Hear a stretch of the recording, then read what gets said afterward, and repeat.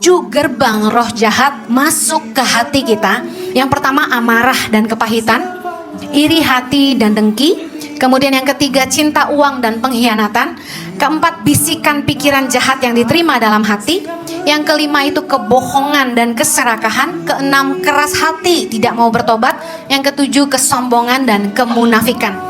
Saya akan lanjutkan poin 5-7 kalau waktunya keburu. Kita lihat dalam Lukas 11 ayat 24-26, ini dasar firman-Nya. Kembalinya roh jahat, ayat 24. Apabila roh jahat keluar dari manusia, ia pun mengembara ke tempat-tempat yang tandus mencari perhentian, dan karena ia tidak mendapatnya, ia berkata, aku akan kembali ke rumah yang telah kutinggalkan itu. Maka pergilah ia dan mendapati rumah itu bersih, tersapu dan rapi teratur. Lalu ia keluar dan mengajak 7 roh lain yang lebih jahat daripadanya, dan mereka masuk dan berdiam di situ.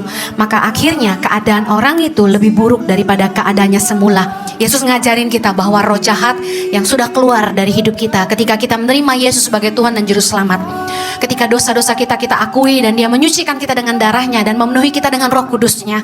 Tapi kalau kita nggak jaga hati kita, nggak jaga hidup kita, roh jahat bisa kembali. Yang mengerti katakan amin.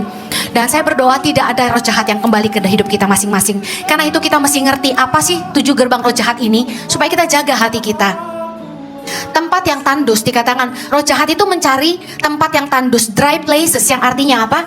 Hati atau kehidupan yang tandus secara spiritual bicara tentang orang-orang yang tidak punya persekutuan dengan Tuhan. Hatinya kering, tandus, tidak pernah dibasahi oleh hadirat Tuhan, tidak punya persekutuan dengan Tuhan. Dan tandanya apa? Orang itu tidak punya takut akan Allah dalam hatinya. Rumah yang kosong, tertata rapi, tersusun rapi, bicara apa? Sebenarnya mungkin orang ini sudah pernah terima Yesus, sudah pernah dipenuhi Roh Kudus, makanya hatinya udah bersih. Tetapi kosong, bicara kekosongan rohani yang menjadi celah iblis kembali. Kenapa? Karena dia tidak jaga hatinya. Dan dia tidak jaga Roh Kudus yang merupakan kata firman Tuhan, harta yang terindah yang harus kita pelihara. Yuk jaga hati kita. Dari yang pertama, kebohongan dan keserakahan. Jangan suka berdusta. Yesus berkata dalam Matius 5 ayat 37, kita baca sama-sama. Jika ya, hendaklah kamu katakan ya. Jika tidak, hendaklah kamu katakan tidak. Apa yang lebih daripada itu berasal dari si jahat. Jadi kalau Anda suka berbohong, Anda berarti ngikutin suara si jahat di hatimu. Di dalam setiap kita, sudah penuh Roh Kudus sekalipun, sudah ngerti firman sekalipun, roh jahat masih suka berbisik. Makanya yang paling penting di hidup ini, jaga kuping, jaga mata. Jangan biarkan orang membisikkan perkataan-perkataan negatif, perkataan-perkataan yang kotor dan najis ke telingamu. Katakan amin. Jangan sampai ada perkara-perkara jahat yang dibisikkan ke telingamu, karena itu masuk ke hatimu. Nah, iblis sumber segala dusta, dikatakan oleh firman Tuhan dalam Yohanes 8 ayat 44 bahwa iblis adalah pendusta dan bapa segala dusta. Jangan dengerin dia. Makanya jadi orang Kristen jangan suka bohong. Ngakunya Kristen tapi tukang bohong, kan gitu katanya. Jangan. Kalau iya bilang iya, tidak bilang tidak. Lebih dari itu dari si jahat, kata Yesus. Siapa di sini yang masih suka bohong? Jangan angkat tangan, tapi bertobat. Satu kali saya pernah dimintain interview. Bu Heni, bisa nggak tolong kasih kesan tentang pelayanan kami, supaya saya bisa posting di sosial media.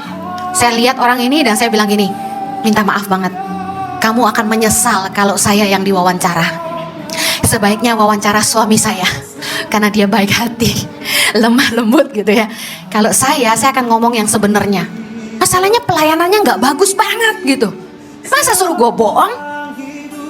Saya kalau diminta orang endorse atau bantu promosi jualan, sampai saya posting itu di IG story, berarti saya mau bilang sama Anda, gue udah cobain, ini enak banget.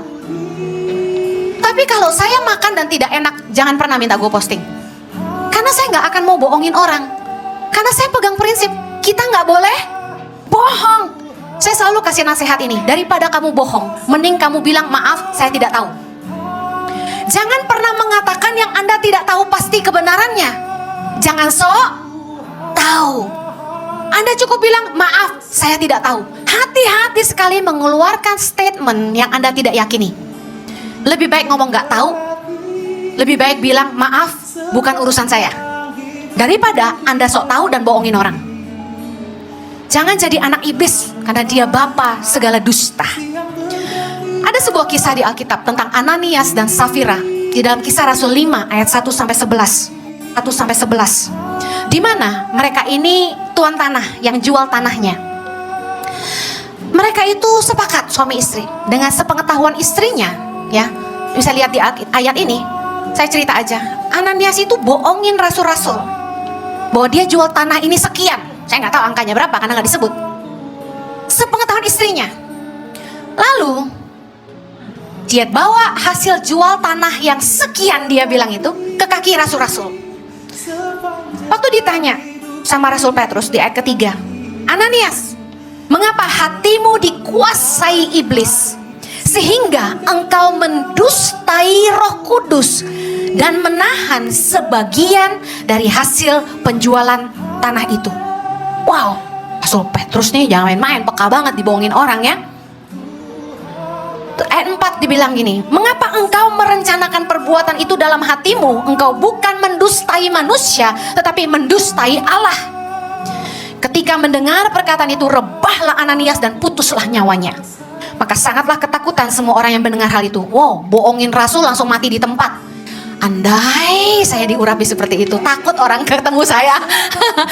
Jangan ya. Enggak, tapi ngeri gak sih zaman itu? Bohong mati. Saya mau bilang gini, puji Tuhan zaman sekarang nggak terjadi seperti ini. Kalau terjadi sampai hari ini, banyak yang mati di antara kita. Benar nggak sih? Pelajaran yang kita petik apa? Sampai kamu bohong, kamu mendustai Allah, dan kamu mengizinkan iblis menguasai hatimu. Wow. Saya lihat di ayat berikutnya dibilang gini, istrinya datang lagi ditanya, apakah benar kamu jual ini sekian? Istrinya jawab di ayat ke-8, betul sekian. Mengapa kamu berdua bersepakat mencobai roh Tuhan? Lihatlah orang-orang yang baru mengubur suamimu berdiri di depan pintu dan mereka akan mengusung engkau juga keluar. Lalu rebahlah perempuan itu, mati juga istrinya. Ngeri ya. Nah, saya mau kasih gambaran gini.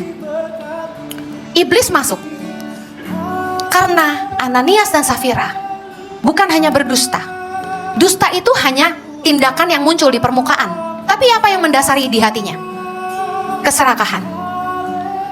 Dia lihat gini, mungkin waktu pasarannya itu 9M, ternyata bisa dijual 10M, katakan gitu. Wah, lumayan ya. Sayang, masa diserahin ke gereja semua? Baru dijanji loh, kalau saya jual tanah itu, saya akan serahkan buat pembangunan gereja, misalnya gitu. Tapi begitu ternyata dijualnya lebih, waktu udah lihat duit, hati orang bisa lain, bener gak? Gak jadi deh ngasih segitu, rugi banget. Akhirnya dia bohong, dia bawa sebagian. Jadi yang mendasari adalah keserakahan. Kemudian, ingat, dia bawa itu ke kaki rasul-rasul. Apa nih motivasinya? Haus pujian, pengen dipuji. Orang itu kalau nyumbang bunyinya geruduk, itu di depan orang. Coba kalau bunyinya kerincing, itu nggak ada yang tahu. Coba cuma ngasihnya kecil, dikremek-kremek. Alasannya tangan kanan memberi, tangan kiri nggak usah tahu. Soalnya malu. Coba ngasihnya segepok, buk, gede. Oh enggak Bu Heni, saya nggak kayak gitu. Are you sure? Sering kali kita terjebak, pengen orang lihat kita ngasih banyak, pengen orang tahu kita ngasih lebih. Banyak orang yang menjadi kecewa ketika perbuatan baiknya tidak mendapat pujian. Beberapa orang pernah bantu saya, kecewa. Kenapa? Kok Bu Heni nggak menghargai? Gue udah bantu dia. Saya pernah cerita waktu saya masuk Kick Andy, suami saya dimarah-marahin pengusaha yang pernah nyumbang ke tangan pengharapan. Waktu ditanya sama Andi Noya, uangnya dari mana? Kenapa Heni nggak nyebut kita, katanya gitu. Lah, gak mungkin dengan hitungan detik saya bisa sebut satu-satu yang bantu saya, betul nggak? Dan sekedar catatan penting, dari 100% donatur tangan pengharapan, yang saya kenal paling 20. Selebihnya kan jemaat yang mungkin dengar, lalu digerakkan Tuhan memberi. Kalau Anda tahu, Bu Heni, siapa konglomerat? Gak ada yang gue kenal. Amin kalau ada. Tapi saya tahu pasti, yang nyumbang ke tangan pengharapan itu tidak terlalu besar, alias kecil-kecil. Kami diaudit sama Ben&Co. Mereka bilang gini, kamu gak punya gajah-gajah, kamu punyanya semut-semut tapi banyak, dia bilang gitu.